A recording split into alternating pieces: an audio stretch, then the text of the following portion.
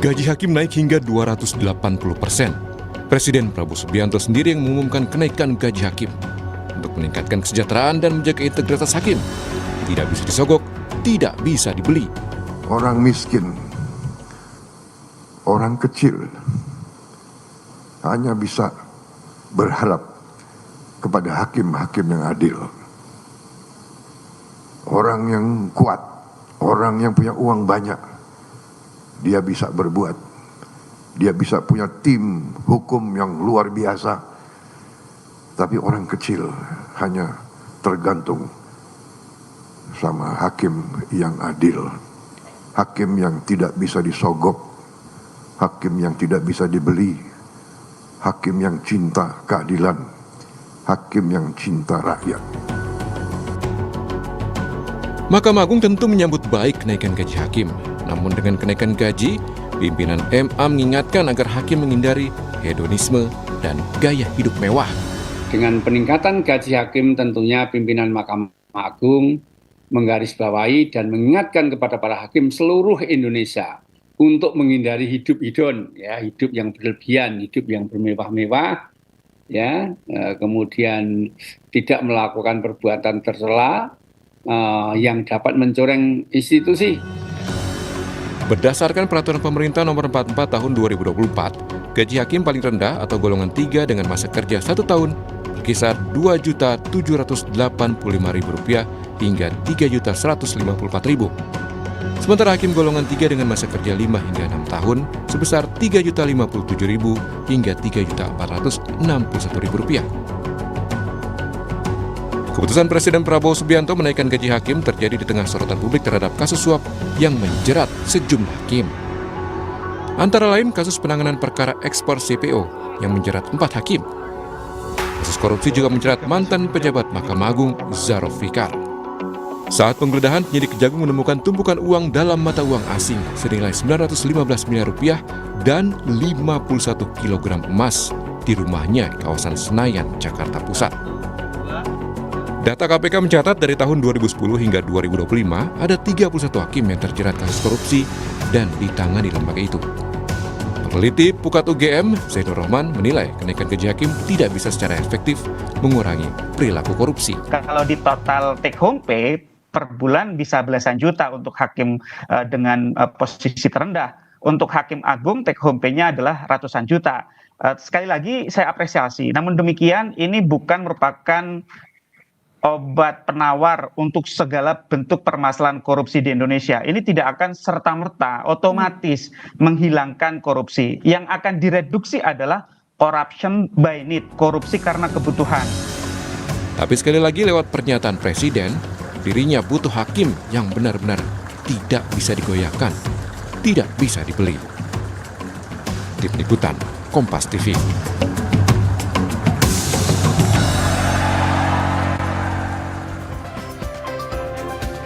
Saudara, Presiden bilang orang miskin, orang kecil hanya bisa berharap pada hakim yang adil. Kemudian seberapa besar kenaikan gaji hingga maksimal 280% ini bisa mempengaruhi kinerja hakim. Kita akan ulas bersama dengan sejumlah narasumber saudara yang hadir di studio. Ada juru bicara Kantor Komunikasi Kepresidenan, Ujang Komarudin. Selamat pagi, Kang Ujang. Selamat pagi, Bang Bremana. Assalamualaikum. Waalaikumsalam, salam sehat Kang Ujang. Kemudian ada juga yang hadir dari sambungan daring, saudara, peneliti Pusat Kajian Anti Korupsi UGM, Zainur Rohman, dan juga Hakim Konstitusi 2014-2022, Prof. Aswanto. Selamat pagi, Mas Zainur, Pak Aswanto.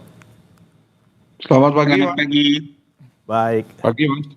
Kita ke Kang Ujang terlebih dahulu nih, Kang. Ini kan gaji hakim naik ini ya. Ini sebenarnya pertimbangannya tuh apa sih? Ini kan, oke, kata Pak Presiden ini buat meminimalisasi supaya tidak ada korupsi gitu ya dari lingkungan hakim. Kemudian pertimbangan lainnya itu apa sih? Apakah utamanya itu? Karena kan kita lagi dihadapkan sama banyak hakim juga yang berkasus gitu ya belakangan ini, dari mulai CPO, kemudian juga Ronald Tanur. Ini apa pertimbangan utamanya sebenarnya? Harapannya ada 3 hal yang diinginkan oleh pemerintah. Ya. Yang pertama itu kalau boleh kami jelaskan kepada publik, Bang Brema ya. Pertama, integritas hakim semakin kokoh. Jadi dengan kenaikan gaji itu paling tidak mempertebal keimanan gitu, hakim. Bahwa negara, bahwa Bapak Presiden, bahwa pemerintah memperhatikan apa yang menjadi kebutuhan dan tuntutan dari para hakim itu, ingin gajinya naik gitu, dan sudah sebelumnya kan dinaikkan dan Bapak Presiden ingin menaikkan kembali gitu. Dan ini jumlahnya kan luar biasa ya, yang baru gitu, yang muda itu 280%. Artinya ada kepedulian dalam konteks menjaga integritas yang kokoh bagi para hakim.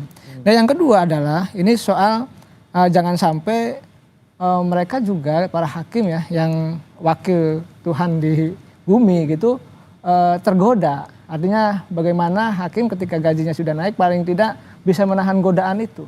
Godaan tekanan, godaan suap, ini kan luar biasa terjadi di negara kita gitu. Oleh karena itu kita antisipasi dengan kenaikan gaji. Kepedulian Bapak Presiden ini sangat nyata dan sangat clear.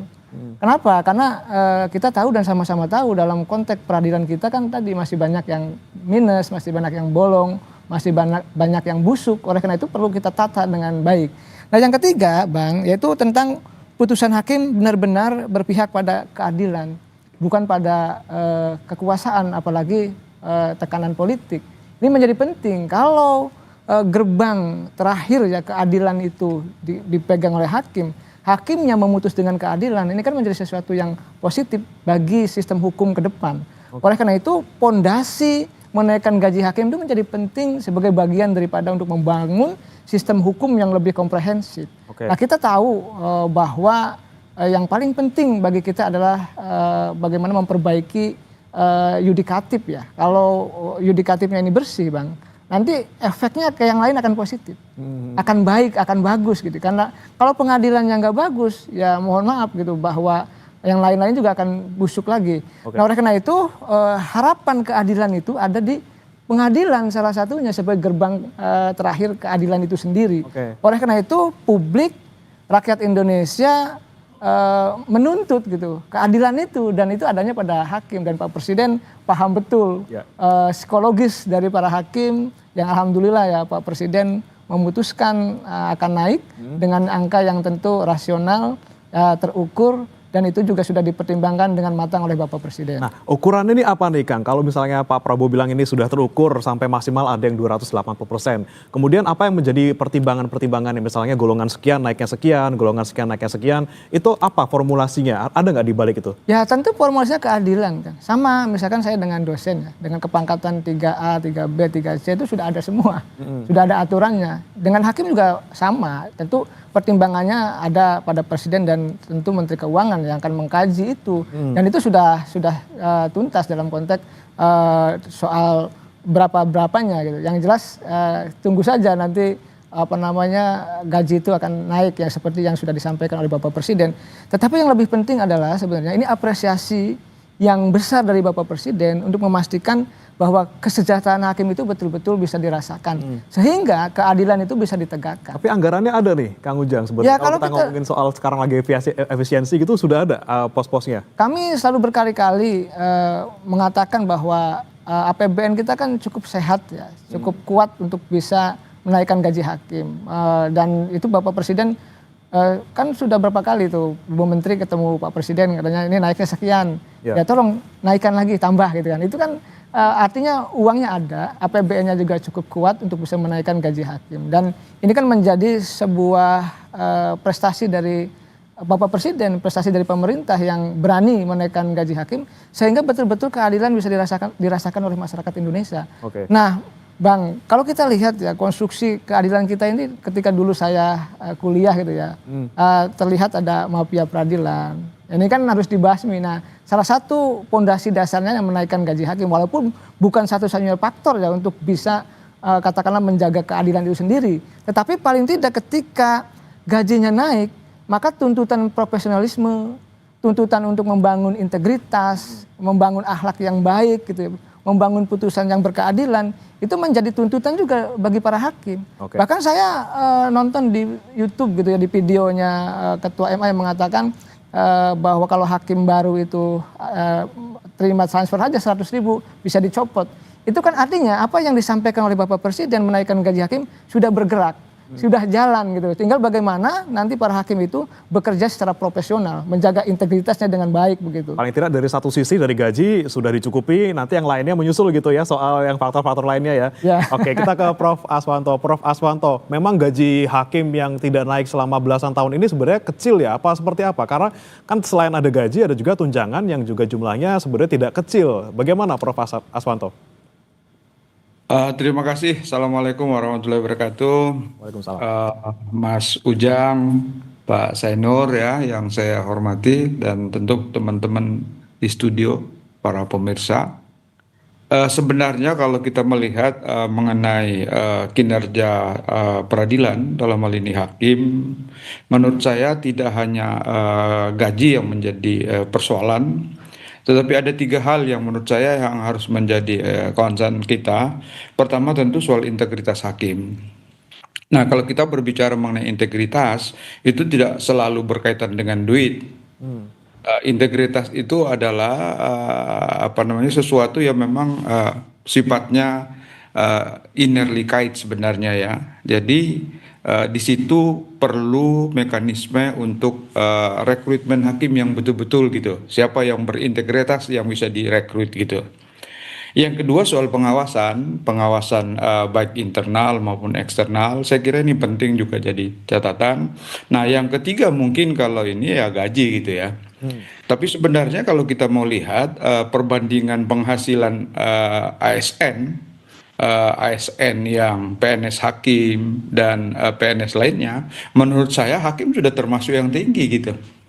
Nanti malah kalau hakimnya tinggi sekali gajinya, lalu kemudian ASN yang lain seperti di Pemda itu malah jadi satu problem lagi menurut saya. Nah, tentu kita tidak bisa membandingkan antara penghasilan gaji hakim dengan hakim di beberapa negara gitu ya, dengan hakim Indonesia. Misalnya kalau kita bandingkan antara penghasilan hakim yang tertinggi itu di Singapura dan Australia ya. Singapura dan Australia, Jepang juga termasuk tinggi. Tetapi kan memang indeks per kapita mereka memang tinggi gitu. Jadi bukan hanya hakim yang tinggi gajinya, tetapi ASN yang lain, pegawai yang lain, pegawai pemerintah yang lain juga tinggi. Nah, di Indonesia kalau kita mau lihat sebenarnya gaji hakim itu dibanding dengan ASN itu sudah tinggi gitu.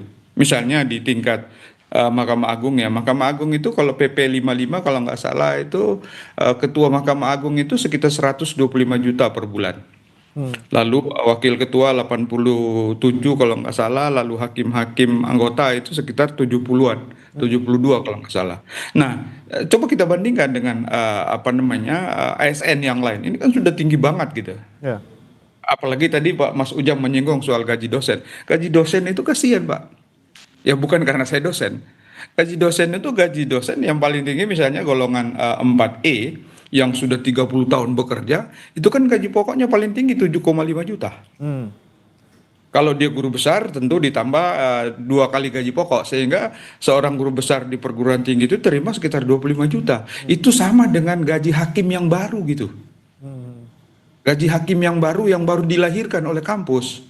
Nah, sehingga menurut saya ya tidak hanya soal gaji yang jadi problem sebenarnya. Banyak hal yang harus dibenahi, terutama soal integritas tadi. Oke. Bahwa memang ada pengaruhnya gaji terhadap integritas itu ya memang ada, tetapi tidak selalu berhubungan langsung gitu. Karena Amerika misalnya, Amerika itu gaji hakim cukup tinggi gitu ya. Sekitar kalau dirupiahkan mungkin sampai 500 juta per bulan gitu kan. Tapi di Amerika juga masih ada kasus hakim dapat suap, kena suap gitu. Jadi ini bukan jaminan gitu. Memang ya kalau kita secara umum melihat beberapa negara yang gaji hakimnya tinggi, itu memang tingkat penyimpangan putusan itu tidak terlalu tinggi. Ya. Tetapi ada satu yang penting, ini kebetulan ada Mas Ujang. Yang paling penting sebenarnya menurut saya hakim itu yang ya di samping mungkin kebutuhannya ada need tadi, tapi ada yang tidak kalah pentingnya menurut saya, ini menjadi catatan untuk pemerintah. Ini intervensi kekuasaan kepada hakim gitu. Banyak hakim yang kalau dipengaruhi diintervensi dengan duit mungkin tidak mempan, tapi ketika diintervensi dengan kekuasaan dia tidak bisa apa-apa gitu. Oke. Saya kira banyak. Nah, kalau kita mau buka-bukaan dan teman-teman hakim, kalau uang mungkin masih ya yang apa bagus agamanya mungkin dia bisa terhindar. Tetapi sekalipun bagus agamanya, kalau itu intervensi kekuasaan ini menurut saya agak susah gitu. Oke. Nah, sehingga bukan hanya jumlahnya menurut saya yang harus diperbaiki untuk mencegah intervensi itu seperti Jepang. Di Jepang itu di konstitusinya pasal 80 itu diatur mengenai gaji di konstitusi gitu. Jadi dia tidak bisa diombang-ambing oleh kekuasaan gitu. Oke. Tapi kalau kita ya kita bersyukurlah kepala dan perutnya sudah dipisah. Kalau dulu kan sudah gabung gitu. Kalau dulu kan kepalanya di Mahkamah Agung, kemudian untuk kehidupan sehari-harinya ada di Departemen Kehakiman. Ya. Nah, sekarang kita bersyukur sudah satu atap gitu. Mudah-mudahan tapi kita berharap bahwa dengan gaji yang tinggi ya hakim paling tidak bisa diminimal terutama yang berkaitan dengan hakim yang hidupnya hedonisme gitu. Oke, Saya kira jadi itu Mas. intervensi yang harus diwaspadai bukan cuma intervensi keuangan tapi juga intervensi kekuasaan ini ya yang menjadi salah satu yang harus diwaspadai juga. Saya ke Mas Zainur. Mas Zainur, ini kan Anda sempat bilang di beberapa media gitu ya, ada corruption by need and corruption by greed gitu ya. Kalau kita ngomongin tadi intervensi keuangan terkait dengan misalnya dia memang korupsi karena butuh, karena memang gajinya kecil, dia ada di pedalaman yang mungkin biaya hidupnya juga tinggi, kemudian keperluan hidupnya juga tinggi, tapi juga ada banyak sekali kasus-kasus di mana corruption-nya ini by greed, memang karena serakah aja, gajinya sudah besar, sudah cukup, tapi tetap aja mau terima suap. Bagaimana pandangan Anda, Mas Zainur? Ya, ini yang pertama saya tetap sampaikan apresiasi kepada Presiden ya, yang punya kepedulian untuk memperbaiki dunia peradilan kita. Menaikkan gaji ini bisa menjadi salah satu bagian dari upaya untuk memberantas judicial corruption. Tetapi percayalah, hanya menaikkan gaji saja tidak akan berpengaruh banyak terhadap berkurangnya korupsi jual perkara di dunia peradilan kita. Seperti pernah kami sampaikan beberapa kali bahwa ini akan menjadi jawaban untuk corruption by need. Contohnya apa? Contohnya adalah begitu tingginya beban keuangan yang harus ditanggung oleh hakim-hakim pratama, ya, mereka-mereka fresh graduate, mereka yang tinggal dan ditugaskan di daerah 3T. Kalau mereka misalnya setiap tahun harus mudik, mereka setiap tahun harus menjenguk orang tua gitu ya, itu yang biaya yang harus dikeluarkan sangat besar. Belum lagi soal tunjangan kemahalan. Di daerah-daerah 3T itu tingkat kemahalannya jauh lebih tinggi daripada misalnya di Pulau Jawa. Betul, di sana ada kebutuhan nyata terhadap harga-harga yang harus disesuaikan, sehingga bagi mereka sangat tepat, sangat layak kalau diberikan kesejahteraan yang baik. You pay peanut, you get monkey gitu kan. Nggak mungkin lah kita bisa mendapatkan sumber daya manusia terbaik kalau ya kita tidak bisa menjamin kesejahteraannya. Nah, kembali lagi, pertanyaan dasarnya adalah apakah ini bisa menjadi solusi? Tentu menjadi bagian dari solusi, iya. Menjadi solusi tunggal tidak gitu ya. Nah, kalau ini sudah dinaikkan gajinya, maka ekspektasi publik akan naik drastis. Ya, publik merasa bahwa oh kita sudah bayar banyak nih kepada hakim gitu ya.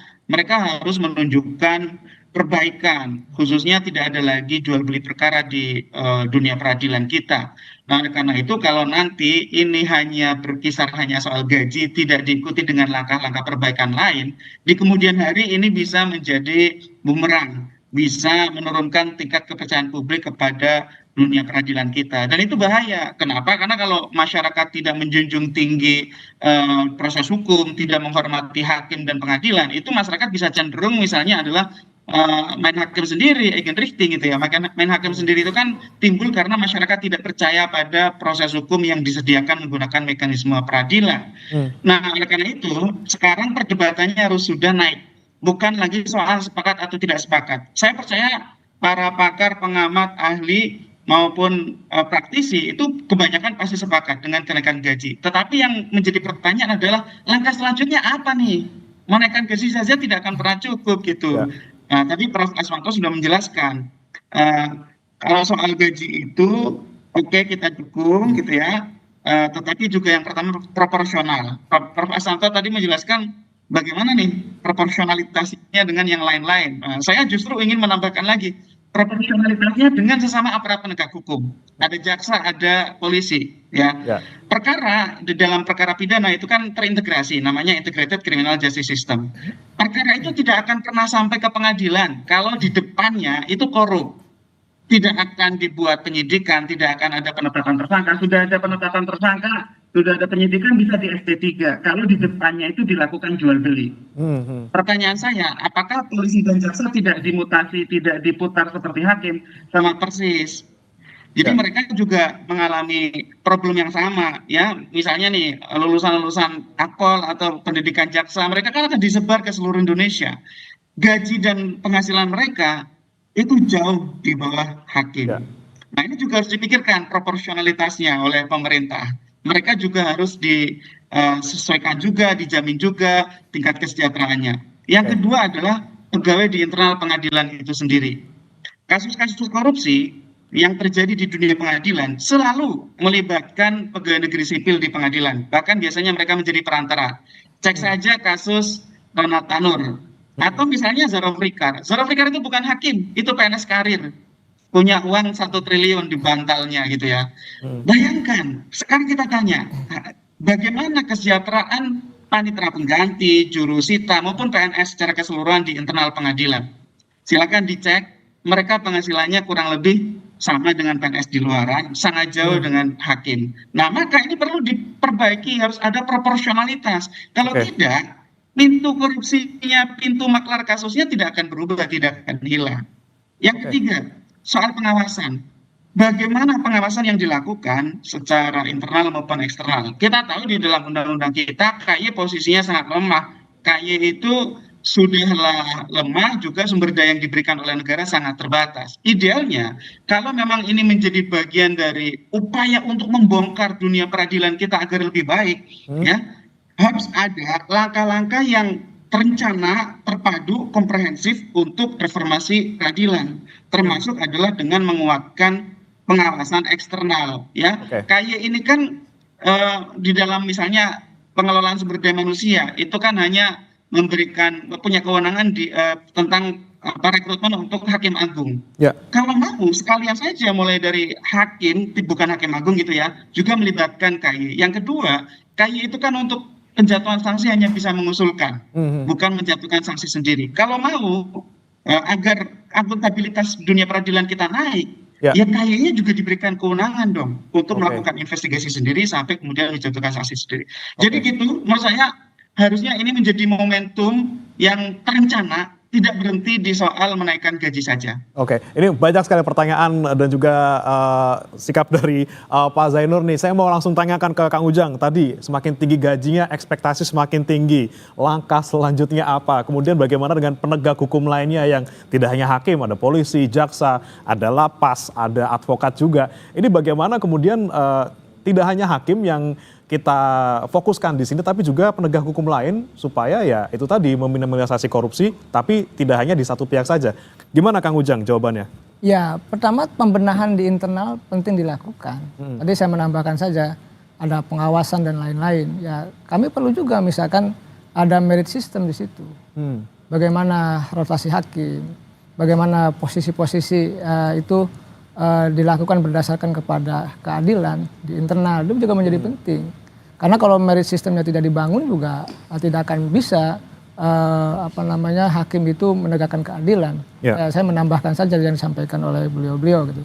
Lalu kalau kita bicara soal integrasi ya, penegakan hukum bersama dengan penegak hukum yang lain ya, hakim dengan kepolisian dengan kejaksaan.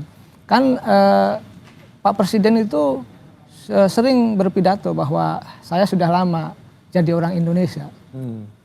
Sering mengatakan seperti itu. Artinya permasalahan bangsa itu Pak Presiden sudah paham betul. 4 kali maju ya menjadi calon kontestan ya.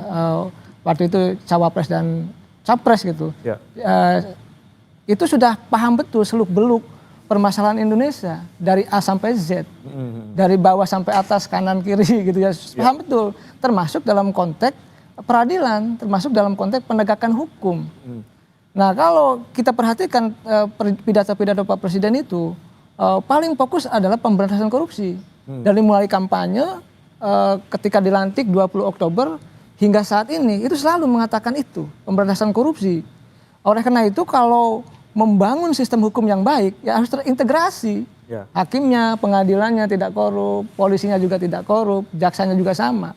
Kalau kita menilai ya pengaduan-pengaduan masyarakat ya yang ada pada kami gitu, kami juga dulu waktu di akademisi gitu melihat dan menilai, meneliti gitu, itu kan terjadi problem tadi ada mafia pengadilan di situ dan itu melibatkan dari banyak penegak hukum yang lain. Ya. Dan mereka pada curhat, mereka ada beberapa orang yang saya dulu ke lapas gitu ya, ke penjara, mereka curhat, Kang kami ini diperas oleh ini, oleh oknum loh ya, oleh oknum ini main, semua main. Oleh karena itu sudah waktunya, sudah saatnya tadi, kami pemerintah, Pak Presiden ingin membenahi korupsi gitu ya, memberesi korupsi termasuk memberesi penegak hukum. Oleh karena itu ini harus bergerak bersama-sama, ini momentum bersama gitu untuk memperbaiki bangsa. Oleh karena itu perlu diawasi oleh seluruh komponen bangsa. Nah ini akan menjadi gerakan yang baik. Nah tadi apa yang disampaikan oleh Bapak Presiden naik gaji gitu ya 280% bagi katakanlah hakim muda ya. Itu juga kan sudah langsung disambut baik dan positif oleh Mahkamah Agung. Apa ya tadi kalau ada transfer saja gitu 100.000 akan dicopot. Itu kan gerakannya jalan gitu. Oleh karena itu ini harus dilakukan juga di kepolisian dan di kejaksaan gitu, termasuk di KPK. Nah berarti kalau kayak gitu yang dari polisi, kemudian KPK, kemudian jaksa ini juga dinaikin gajinya juga nih kira-kira Mas? Soal kita lihat nanti ya, kalau sudah proporsional sudah cukup ya tidak. Nah oleh karena itu yang penting bagaimana memastikan kinerja kejaksaan itu makin kita dorong, makin kuat. Dan kita lihat sudah terungkap kasus-kasus besar. Nah bagaimana sekarang menaikkan kinerja kepolisian agar betul-betul kepolisian itu dicintai oleh masyarakat. Apakah nanti gajinya sudah cukup kalau atau ada masalah lain nanti akan kita lihat, akan kita bahas Kang Ujang ya? Kita panjang ceritanya. Yang pasti yang jelas saat ini adalah negara membutuhkan pengadilan yang bersih, membutuhkan polisi yang bersih, membutuhkan kejaksaan yang bersih. Ini yang kita harapkan bersama-sama, itu tuntutan rakyat harus kita bangun dan harus kita kuatkan bersama-sama. Oke, baik, kita akan bahas kembali saudara, tetap bersama kami di Sapa Indonesia Pagi setelah satu ini.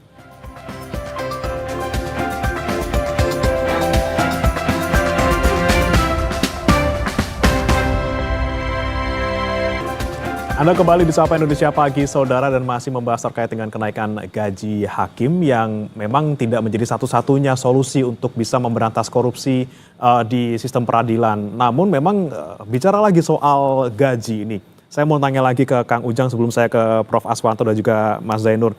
Ini sebenarnya kalau kenaikan gaji ini kan sebenarnya kan merata ke semua hakim di Indonesia, walaupun angkanya berbeda-beda nih, Kang Ujang. Apakah tidak ada pertimbangan misalnya kita akan naikkan gaji ke orang-orang yang memang punya kinerja bagus saja, yang kualitasnya bagus saja. Ini kan merata semuanya, ada yang kinerjanya blee dalam tanda kutip, ada yang kinerjanya bagus gitu kan. Nah ini apakah tidak ada pertimbangan di balik itu semua ketika kita menaikkan gaji berdasarkan kinerja seperti itu? Ya pertimbangan keadilan berdasarkan fungsi dan kewenangan yang dimiliki oleh para hakim. Berdasarkan golongan itu? Masuk golongannya, jabatannya kan itu. Dan itu kan keadilan yang memang umum merata ya dalam konteks di semua profesi apapun. Tadi saya menjelaskan gitu, saya dosen ya gajinya sesuai dengan jabatan saya, sesuai dengan profesi saya, sesuai dengan kepangkatan saya. Itu menjadi penting. Di hakim juga sama. Oleh karena itu ini kan keadilan yang ingin dibangun oleh Bapak Presiden. Jadi semuanya sesuai dengan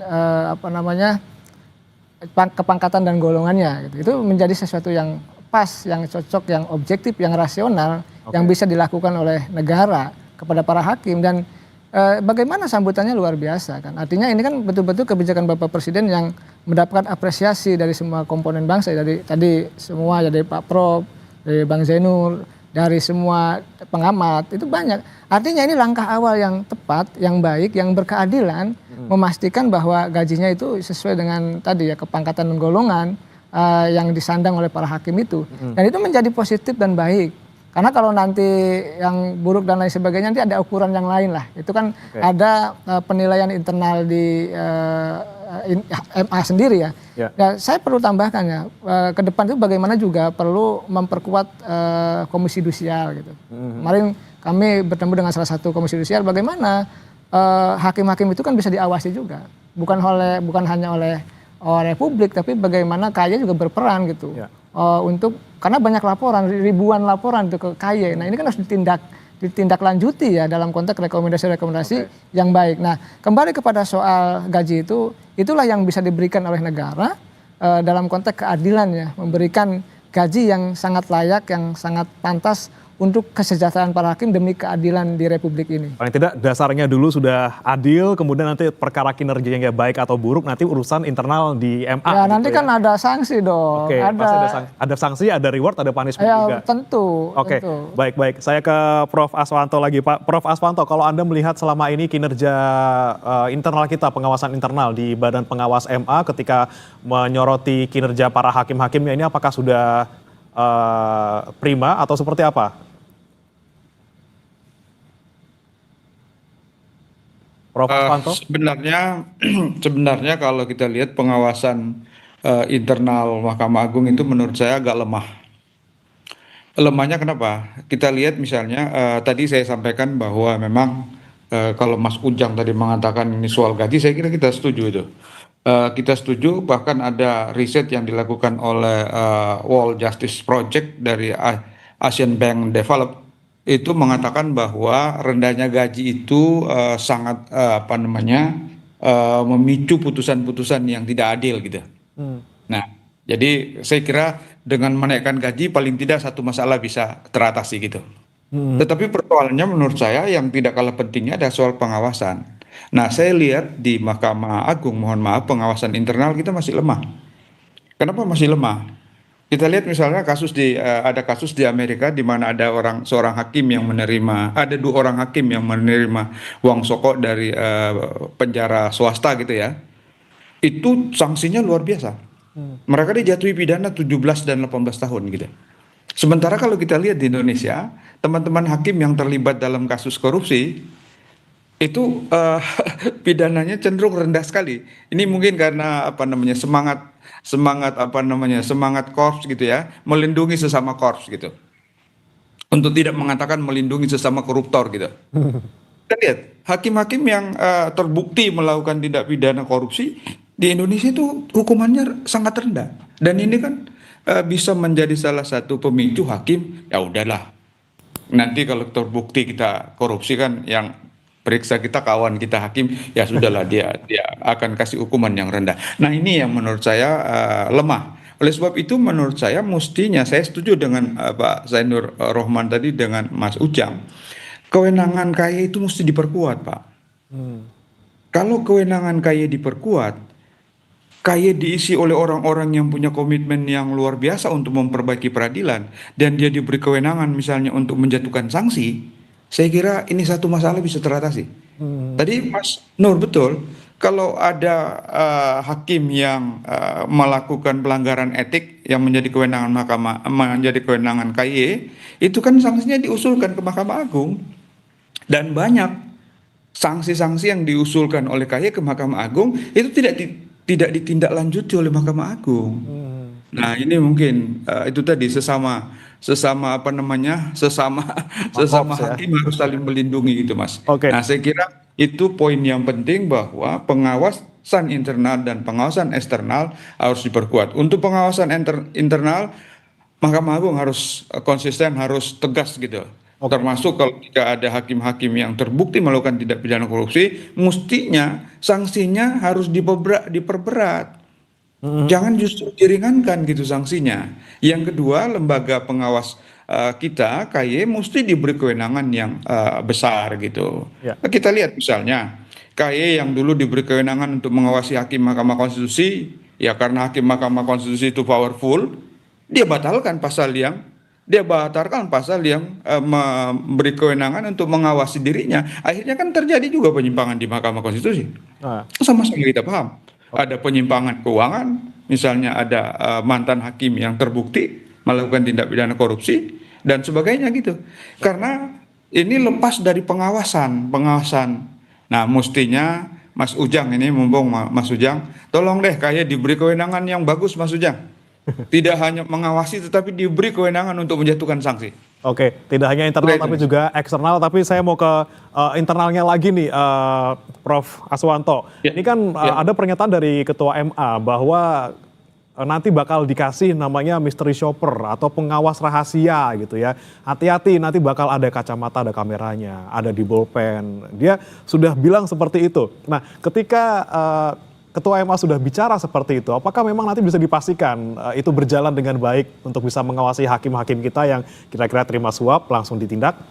Gimana, Prof. Saya Aswanto kira melihatnya? kita tidak boleh seuzon. Saya kira kalau ada keinginan seperti itu dari pimpinan tertinggi peradilan ya, peradilan umum Mahkamah Agung, saya kira kita harus mendukung itu.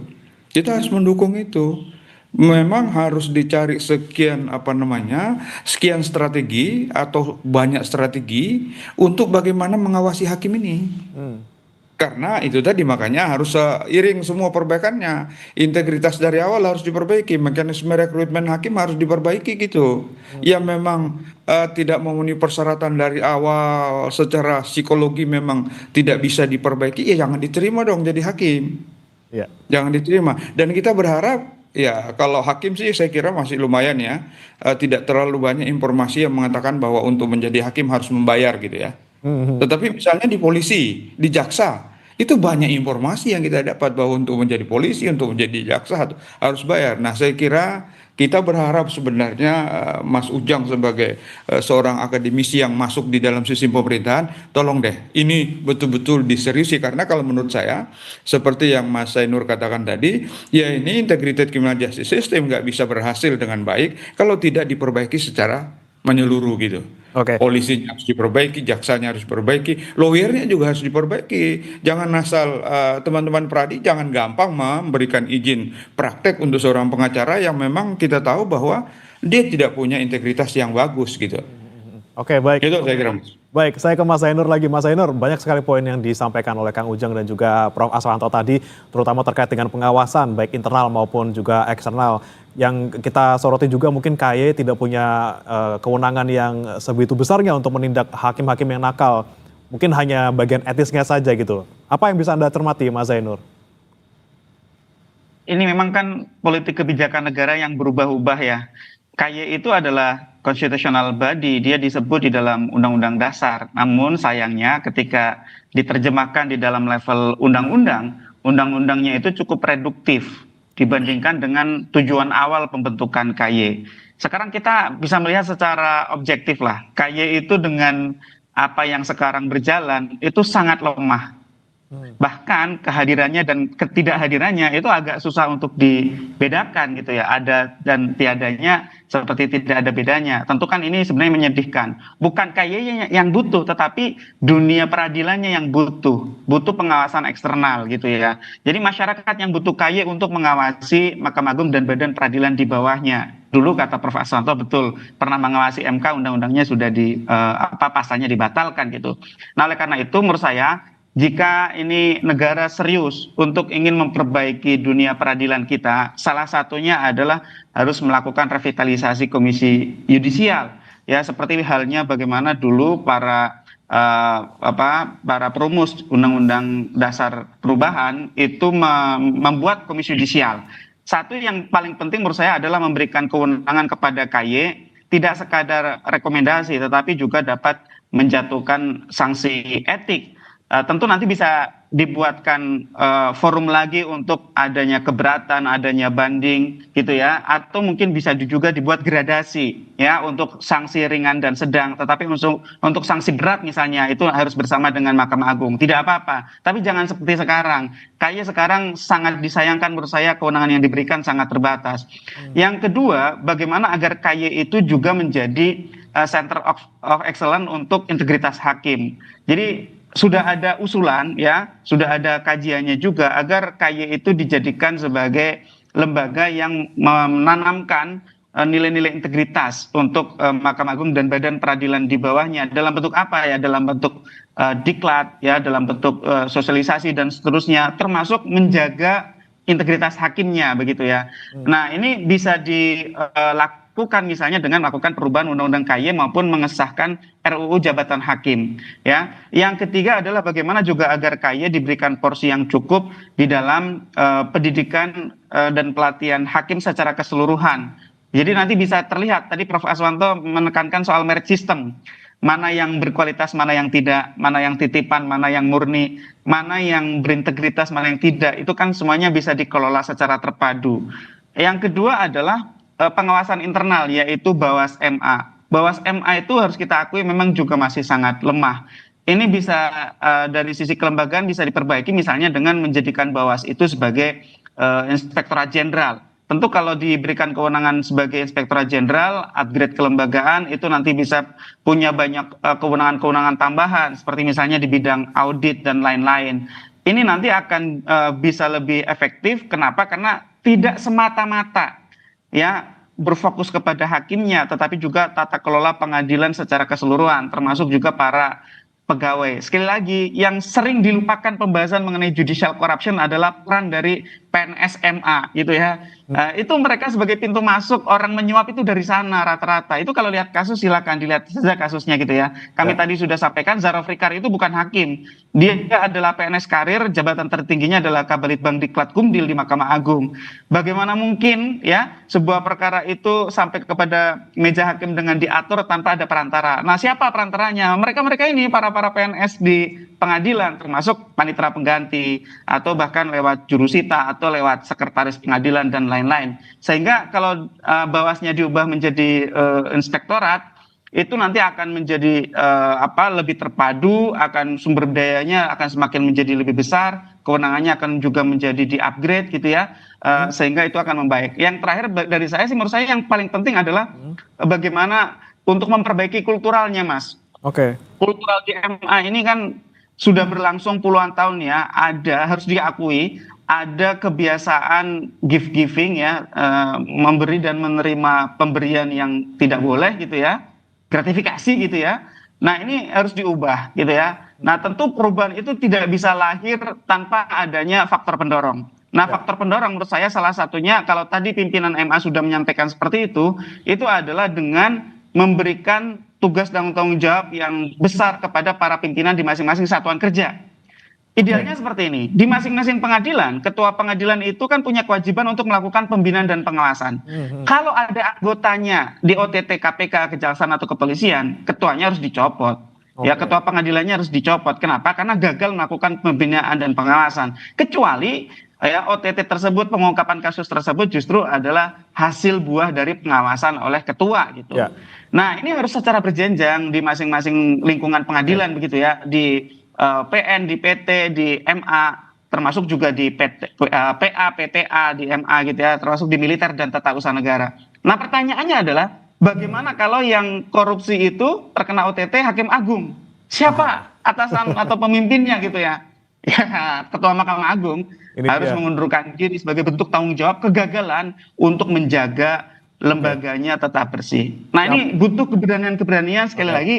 Butuh upaya yang terencana dari eksternal, yaitu pemerintah juga gitu ya, karena undang-undang KY tidak akan bisa berubah tanpa pemerintahnya setuju gitu ya, dan DPR juga dari internal Mahkamah Agung juga dengan lembaga eksternal. Butuh keberanian dari pemerintah. Nih, saya mau nanya langsung ke Kang Ujang terakhir ya sebelum kita tutup dialognya. Tadi ada usulan Bawas dijadikan inspektorat ya di MA, kemudian KY diperkuat kewenangannya seperti itu. Juga culturalnya juga harus diperbaiki. Siapa yang salah di sana, kepalanya harus dicopot. Gimana Kang Ujang, siap nggak nih kira-kira pemerintah? Secara umum Pak Presiden kan sangat berani dari dalam konteks menata sistem hukum Indonesia termasuk pemberantasan korupsi. Dan Pak Presiden di depan dalam konteks itu. Oleh karena itu ada keberanian dari pemimpin tertinggi di lembaganya. Ya ketua MA-nya harus berani gitu loh. Kepala kepolisiannya juga harus berani, Kapolrinya termasuk Kejaksaan Agungnya juga harus berani, kan itu. Jadi kalau negara dalam konteks ini disimbolkan oleh Bapak Presiden gitu, sudah berani, maka yang di kepala lembaganya itu harus berani juga dalam konteks penegakan hukum. Ini kita perbaiki bangsa bersama-sama kok. Ini momentumnya. Kita awali dari kepemimpinan Bapak Prabowo. Kita mulai, insya Allah mudah-mudahan kita bisa realisasikan bersama-sama. Oke. Begitu Bang. Kita nantikan Kang Ujang ya dari pemerintah di samping ataupun setelah menaikkan gaji hakim, kita lihat bagaimana komitmen Pak Prabowo nanti bisa menegakkan hukum di Indonesia agar orang-orang yang menjadi penegak hukum yang seharusnya menjadi orang yang menjadi wakil Tuhan di muka bumi juga tentunya menjadi bersih, bebas dari korupsi. Kita nantikan bersama-sama. Terima kasih Kang Ujang Komarudin sudah bergabung bersama kami dan juga Prof. Aswanto, Mas Zainur sudah bergabung bersama kami di Sapa Indonesia Pagi. Selamat pagi, salam sehat. Saudara, jangan beranjak, kami